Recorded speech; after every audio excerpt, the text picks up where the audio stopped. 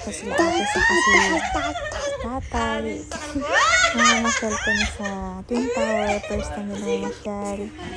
Saka sa Bato Caves. Pero sila muna yung mauna kasi nga papacheck up ko ngayong araw kasi nga ultrasound ko. Ayan, dyan ako nagpa-check up. And then yan guys.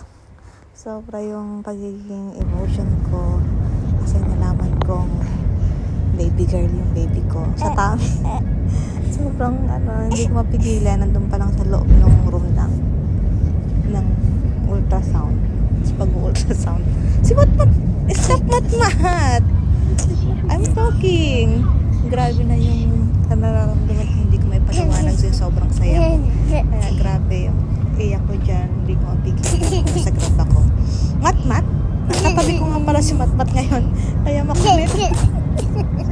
Baby, happy ka? May baby sister ka na? Ay, sus naman yung baby na yan. I'm talking, B! I'm talking. So, yan. Tumiretso ako sa Twin Tower kasi nandun sila. And then, after ng Twin Tower, kumain lang kami doon. Tapos, pumunta na kami ng Bato Caves. Ayan, si tatay. Tuwang-tuwa siya sa mga unggoy.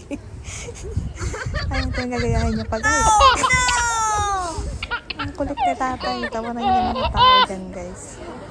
Ayan, pang ilang punta ka na ba dyan? Pang 3 times ko na parang punta dyan. Kasi nung first time kong pumunta is kakarating ko dito galing Qatar. And 5 months pa lang yung tiyan ko doon si Matmat. And then yung second time naman, nung nandito yung bakasyon ng tatay yung Matmat dito. So yun yung third time namin. Hindi nakakasawa guys kasi maganda yung tanawin dyan saka yung mga bundok-bundok. And then yung kuweba. And then yung mga nakakatuwa. Sobrang dami talaga guys. Ayun, may baby girl din. Kasi baby girl na yung nasa bag ko. Sobrang excited na nakakaba guys.